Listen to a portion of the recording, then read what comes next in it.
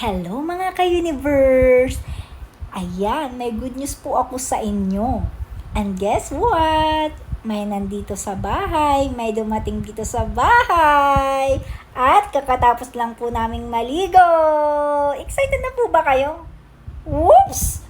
Andito na pala si Ate Kulot. Saan ka pumunta, Ate Kulot? Kasi hindi ka nagpapakita sa mga ka-universe natin. Sago, kasi pumunta kami sa Agoko. Kasi naglaro kami yung mga kalaro ko doon, yung mga friends ko. Bye! Hindi pa huwag kang magbababay pa Yung totoong pinuntahan mo, binisit mo si... Binisitahan ko si tatay ko kasi sabi niya, love na daw niya ako. Kaya yan, nakapunta kami doon. Yung kay Universe, pinapakilala pa lang yung lola ko, patay na nga. Ano?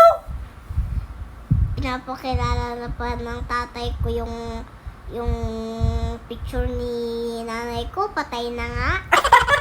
Patay na nga.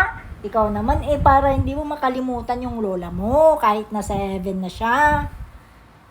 Loko si Ate Kulot. O, ano pang ginawa mo doon?